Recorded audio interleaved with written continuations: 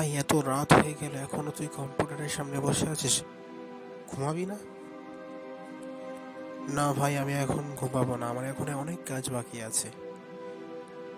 তোর ঘুম যদি পাই তুই ঘুমিয়ে পড়, আমি একটু পরে আসছি। তুই কি কাজ করছিস?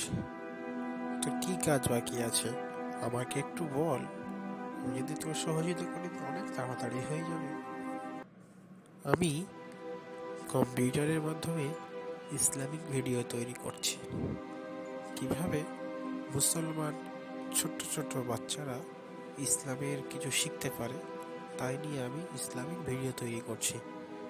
তুই যদি আমার সঙ্গে থাকতে চাস থাক, দেখ, দুজনে মিলে তৈরি করি। তাহলে বন্ধু, কোন কোন বিষয়ে ভিডিও তৈরি করছিস? কিভাবে আমাদের জীবনযাপন করা উচিত, কেমনভাবে আমাদের জীবনযাপন করলে আল্লাহ তাআলা খুশি হবেন এবং আমাদের নবী হযরত মুহাম্মদ সাল্লাল্লাহু আলাইহি ওয়াসাল্লাম খুশি হবেন। যেমনভাবে আমাদের নবীজি বলে গিয়েছেন, ঠিক তেমনভাবে খাওয়ার সময় কেমনভাবে খেতে হবে, ঘুমানোর সময় কেমনভাবে ঘুমাতে হবে, রাস্তায় চলার সময় কেমনভাবে চলতে হবে, সব রকম বিষয়ে আমরা ভিডিও তৈরি করবো ইনশাআল্লাহ তাআলা। বিসমিল্লাহি তাওয়াক্কালতু আলাল্লাহ ওয়ালা হাওলা ওয়ালা কুওয়াতা ইল্লা বিল্লাহ। ভাই, তুই এটা কি দোয়া পড়লি? আমি এটা ঘর থেকে বার হওয়ার দোয়া পড়লাম।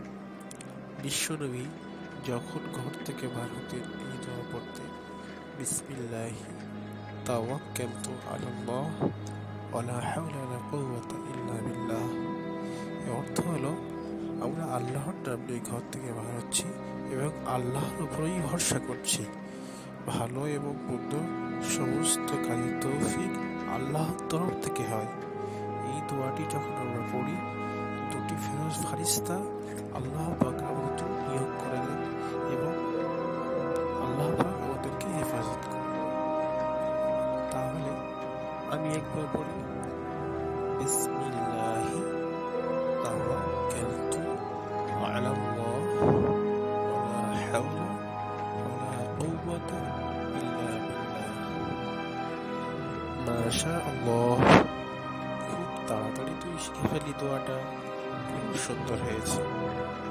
যখন ঘর থেকে বার হবে তখন এই দোয়াটা পড়ে। এটা হলো ঘর থেকে বার হওয়া সুন্নাত, আর সুন্নত মেনেই চললে সফলতা হবে। চল আমরা গিয়ে একটু সামনে একটা বেঞ্চে বসি।